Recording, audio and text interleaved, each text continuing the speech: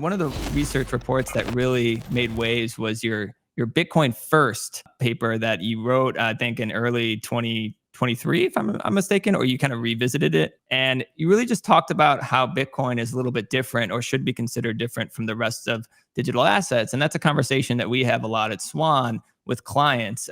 It can be confusing to understand what the differences are.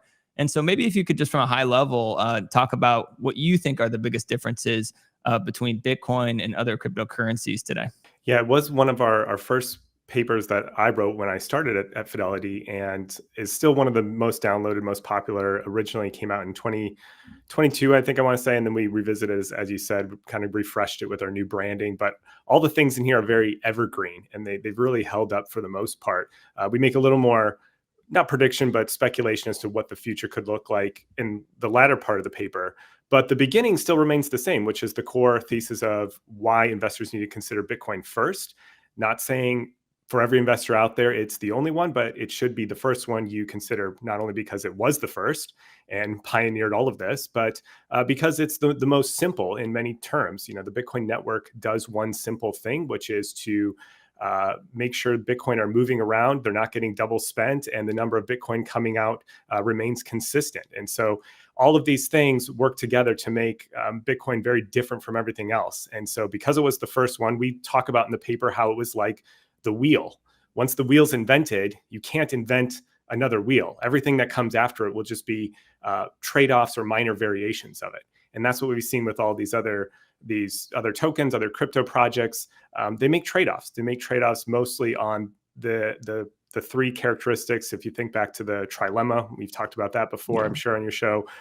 Security, scalability, and decentralization.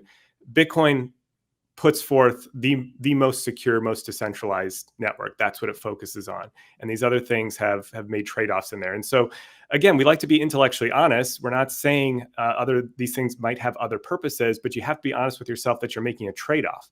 And if you consider Bitcoin an emerging form of money and best used or viewed as a form of money, which I personally think and what we put forward in the paper, then you want your money to be the most decentralized and the most secure. If you want it to hold trillions of dollars of value, those are the things you should want to emphasize and make sure it is the best of everything else.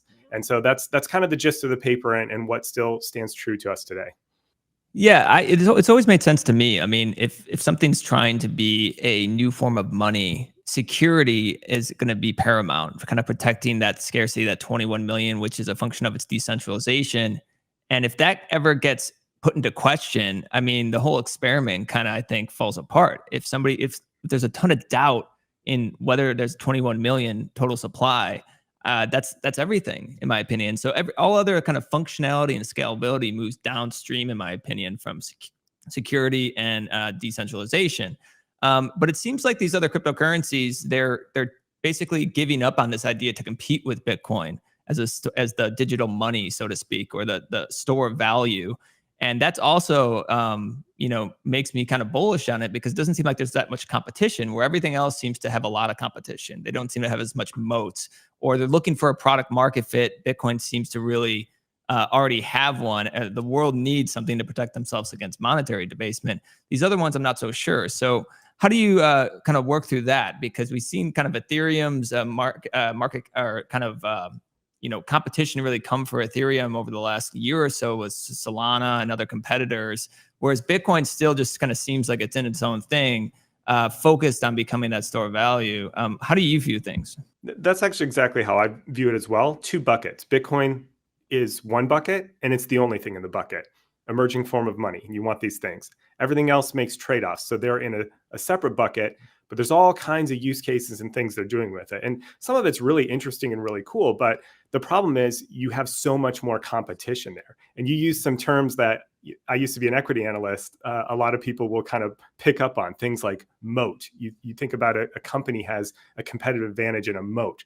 Well, what's their moat, right? And people are beginning to assess these things based on how they compare to others of it. So let's take Ethereum, for example. And some of this is my personal opinion. Other people on the research team might have differing opinions. But for me, I agree with you. Ethereum kind of tried to create a narrative of ultrasound money when they switched to a deflationary supply schedule where you actually had at times, and we're still net deflationary. We've had more Ether tokens burned than issued. And they said, see, it's ultrasound money because the supply is actually going down, whereas Bitcoin supply keeps going up. And we've argued in our research is what makes sound money is not whether the amount is increasing or not, or by how much. Maybe if it's way too much, it might make a difference, but whether or not you have assurance in that schedule, whether or not it's predictable, whether it can't be changed. That's the key function. And let's be intellectually honest here. Ethereum's supply issuance schedule has changed before in the past. It's likely to change again. We have someone who listened to the developer calls last week. They were talking again about changing the issuance schedule because they foresee different problems and things arising. And that just highlights the differences here. I think I'm actually glad Ethereum kind of changed their model because they differentiate themselves even more from Bitcoin now. And so now they used to both be on proof of work systems. Now they're not. Ethereum's on proof of stake. So you have even more of a differentiator between Bitcoin as emerging money, store of value, and all of these other things. And so again, going back to Ethereum, we're looking at that. And me personally, I'm looking at it and thinking this ultrasound money narrative didn't really work. Ethereum priced in Bitcoin has been declining for a few years now. And now you're looking at competitors like Solana, which again, going back to that trilemma, it's faster and has a lot more functionality in terms of speed and throughput than Ethereum, but it's not as decentralized. And so now the market's got to figure out, well, how much of a decentralized network do we want to run these things? And it turns out there's some developers who are just starting on Solana and just building everything on Solana. They don't really care about decentralization. They don't care it goes down a few times a day. I'm not saying that's right or wrong. I'm just saying that's what the market is currently valuing. And so they're going to have to find that product market fit to survive. Whereas I think Bitcoin has found its ultimate use case. Some people say, wait, Bitcoin, that's all it does?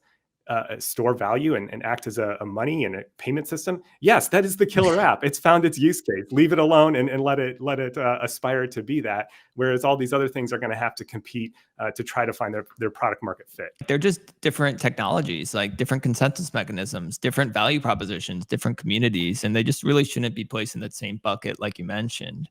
When we talk about proof of work and proof of stake, I wrote in a piece last year the reasons I was bullish going into the year. One of the reasons was that Ethereum had moved to proof of stake for the reasons that you mentioned, just the differentiator there and having Bitcoin the sole most dominant proof of work consensus mechanism. And now when you compare proof of stake and proof of work, let's get into that a little bit because you wrote a great piece kind of talking about the merits of proof of work. I mean, there's a lot of misunderstandings, I would say, about it. There's a lot of debate around the energy costs of proof of work. And that's one of the arguments for proof of stake. It's more, from an environmental impact standpoint, it's better. But obviously, when I look at proof of work, it's actually one of the reasons why I'm interested in Bitcoin. I think it's one of the most beautiful aspects of Bitcoin's design is using energy as part of its consensus mechanism.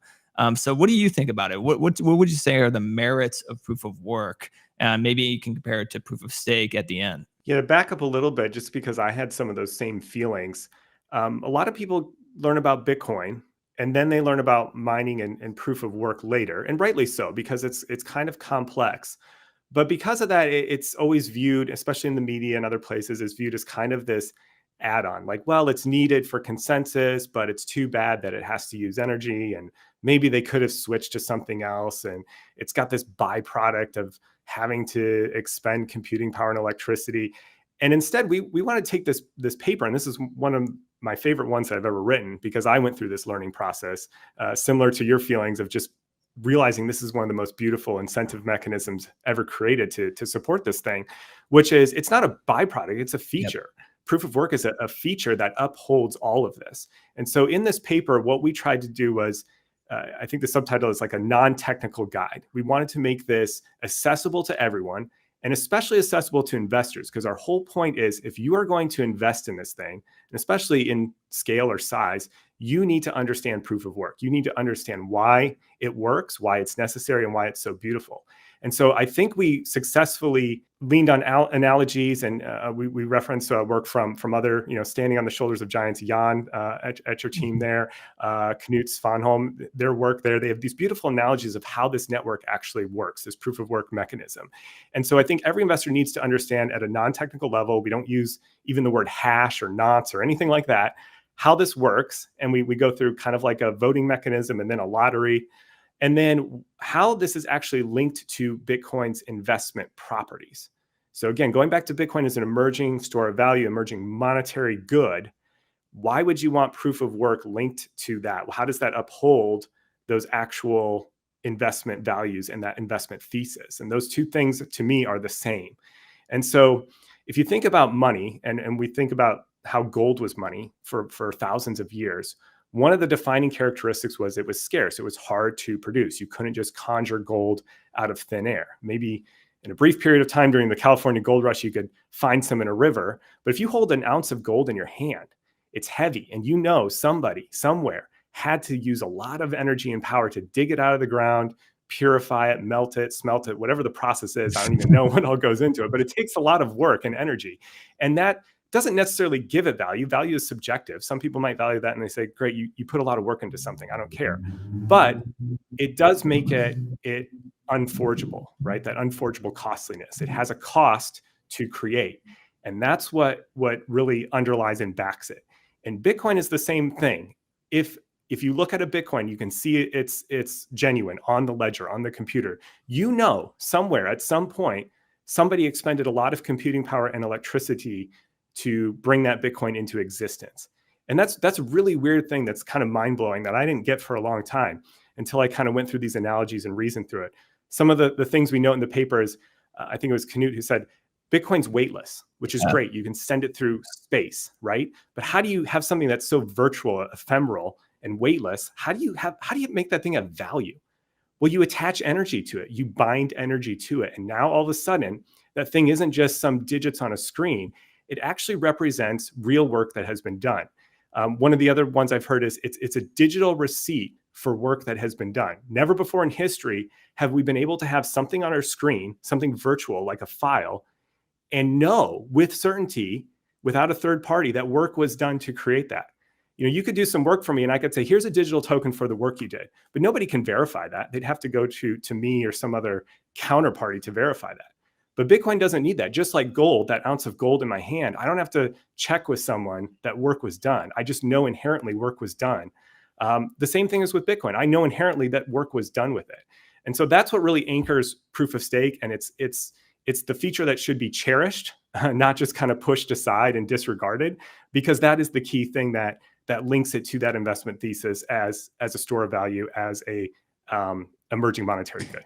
Yeah, I love it. I think Gigi's done some work too, linking the digital world to the real world through proof of work, and that's the key. And but I loved how you guys framed it, which is, it's so key to the decentralization of the network. And I just want to read a little passage from that piece. It says, the key point is that to get a credibly decentralized network with no one person in charge, it may be more advantageous to have control over centralization limited by the laws of physics. In other words, the reliance on physical electricity outsources some of the governance to the realm of physics and minimizes the role of human governance. Alternative systems that do not use energy must replace that with other forms of governance in order to limit centralization. And so maybe let's just real quick, you bring up 3 reasons why electricity itself is it's such a good thing to use for this, for a permissionless censorship resistant network. So let's just go into little specifics for electricity itself, why that's so key to the decentralization of the network. I know one of them was it's in nature, it's not discovered, yes. Right? So nobody can prevent you from creating your own electricity. You can just make some or harness some in the wind, the waves, solar, burning something, whatever it is. So that right there is very permissionless. I think another aspect of it's global, or at least around the world. So it's not like oil-rich countries or certain rare earth elements where someone could have a geographic control over it. And then it's also homogeneous. So it's it doesn't have different grades. You can't label it from where it comes from. Electrons are electrons. Again, this is getting back to why physics in the physical world matters. So nobody can say, oh, your electricity came from this source, or it's a different grade, like how we have different grades of oil and other things like that. I don't know if there's other ones in there, but those are the Yeah, ones the that last come one to is the top there's of my no mind. limit to the amount of electricity that can be produced in the world. So that limitless property is important. Yeah. So if you think of something that does have a limit, someone could buy up a majority of it or all of it, and now they have control. But if electricity is limitless, then the people defending the network have the most at stake. They're just going to keep producing more and more electricity to kind of outbid their attacker. And that matters, because otherwise, if an attacker did like a sneak attack and quickly bought up all the electricity, they could have control, and then you would have no chance of getting there. So it makes a difference that this is unlimited, that there's no limit to how much you can produce or use. Yeah, so they basically, Satoshi had to figure out a way to, like you said, basically have a vote, but have a cost to that vote. How do other systems try to bypass the laws of physics to kind of limit that centralization, those centralization forces? And what are some risks that they could come into that maybe don't exist in proof of work? Yeah, so when the biggest competitor is proof of stake, of course, which we go through in the paper. And to be fair, proof of stake also works on the same basic principle that you're requiring a capital cost. And so proof of work requires a capital cost in that you have to buy computing power, and you have to buy electricity. That requires capital, money. In proof of stake, it's actually more direct. You just buy the actual asset with your money. It's almost a secondary or different form of money, right? But now the problem is you don't have separation of governance. So in proof of work with Bitcoin, you've got three main players. You've got the miners, the nodes, which are just computers running the code and enforcing the rules, but they're not doing the mining work. And then you have token holders.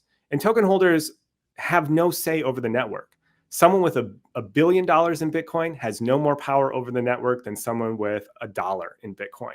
And that's a very key thing. Whereas in proof of stake, now the token holders and the miners, they're not called miners, they're called verifiers. The token holders and miners, they're collapsed into one role. And so now they are one and the same. And so now you don't have these different checks and balances in quite the same way. So they've figured out other ways to have checks and balances. And again, intellectually honest, it's worked so far. I thought we might see some problems with this, but so far it's been working. So they have demonstrated this is viable, at least for now. And there's different attack vectors that we haven't seen that some people predicted, but we haven't seen yet with proof of stake. But that's the main key there. Now you have different incentives aligned with that. And the key thing is, because you take out the physical realm as a governing mechanism, you're more relying on social governance. And to be fair, all these systems require some kind of social governance. The Bitcoin system does too, social governance among the people to come to a consensus about what they want in the protocol and whether they want to change things or not. But there's a lot more social governance going on in the proof of stake level. And especially if an attack would happen, it would fall back on the social level. And we saw this with the DAO hack with Ethereum. They all got together and they made a social consensus decision to roll back to the old chain, right? And so that's, I think, one of the key differences here. It's really just about whether it's sufficiently decentralized. And the problem is decentralization is really hard to actually, like, say, objectively quantify, like, whether that is decentralized or not. That's why, like, a lot of these other projects can say things like we're decentralized, because it's hard to refute them. It's kind of the proof is in the pudding. And usually it's only in adversarial environments or some kind of hack where you actually discover if something is decentralized or not. But when we think about assurances in that schedule, like you said, it's almost like the proof is in the pudding when it comes to whether something's decentralized. And Bitcoin has remained immutable since day one when it comes to the consensus rules of the protocol itself. It hasn't changed. It's always stayed the same, 21 million. And right now we're seeing some chatter with Ethereum that, like you said, that they could be changing things again. And we have the halving coming up. And the halving is just a perfect example of this programmable monetary policy that hasn't changed, because I think Bitcoin is properly decentralized.